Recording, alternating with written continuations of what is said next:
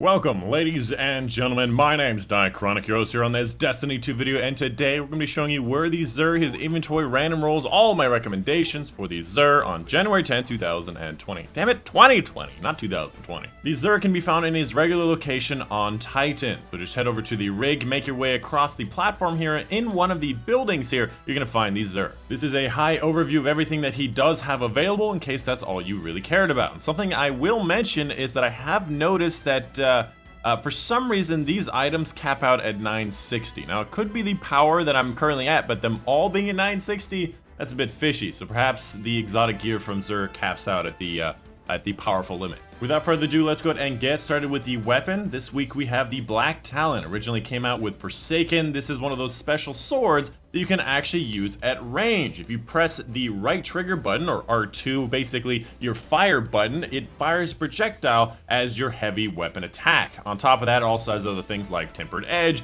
Heavy Guard, and Tireless Blade. But what makes this weapon the best that it is the fact that it's a ranged sword, making it the most effective sword in the Crucible. On top of that, it has a pretty high DPS with this heavy attack, but it does not have a lot of total ammo damage for PvE. Outside of that, it has an ornament. It also has a catalyst that did release this season that I still haven't gotten yet, which I think is just from any kill in the wild, and you just have to get kills with it, which I keep forgetting to do. For the most part, I'd say it's decently useful. It's definitely one of the best, if not the best, sword in Crucible, but swords are still not in a place that I would like right now, and I still think Bungie needs to find a way to make them better. Moving on to the Hunter exotic, we have the Lucky Pants. It's gonna be the pants about hand cannon. Its main perk, illegally modded holster, where precision hits load one round into the chamber of a stowed hand cannon, and hand cannons ready faster and are more accurate immediately after swapping to them. Now, this is useful in combos where you need to switch to or from a hand cannon very quickly. For example, in the Sturm Drain combo, it's really nice. In Crucible, if you're using like a bow with a hand cannon, where you're throwing somebody with a bow like a headshot, and then you body shot them with a hand cannon, it's a very powerful, very high burst combo, and something that I definitely have used in the past. This could be useful. On top of that, the Ariana's Vow is in fact a hand cannon, so it's a special weapon, but also a hand cannon, so something you can actually use special weapons in that loadout. The main criticism I have for this is that most time you're gonna have to use no special weapons, and that is a problem to me. I like special weapons, and you lose out a lot of potential damage if you don't have a special weapon. As far as the role goes, having a primary in Discipline is really not that great. A secondary in Recovery is good for both PvE and PvP, so I would say overall a below average role for a below average exotic that does in fact have an ornament that makes it so it's a bit more clean. Instead of being this old rustic look, you got yourself a new age cowboy with these the twiddly bits on the back. What are they called? Spurs. I was gonna call them spits again. They're spurs, the twiddly bits on the back. They look nice. Still not understanding what is illegal about the modded holster. Holy crap, this leg looks terrible when you don't have a robe covering the top half. My god, they did not do anything to the top half of this robe. Moving on to the Warlock exotic, we have the Transversive Steps, gonna be your sprint boots for your Warlock. Its main perk, Strange Protractor.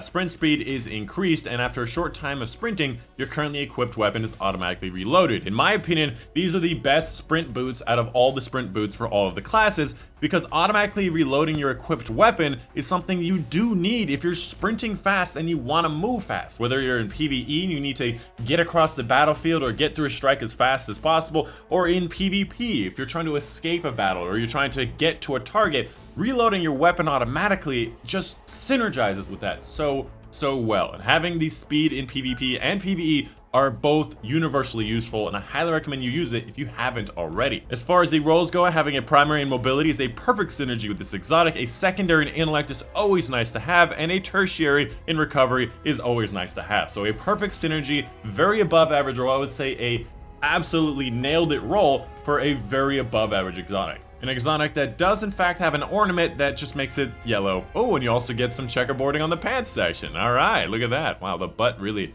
not doing any. Whoa, what happened here with the belt and the butt section? There's no butt on this character whatsoever. Wow, I've never even noticed that. What happened to the butt on this character? Jesus Christ.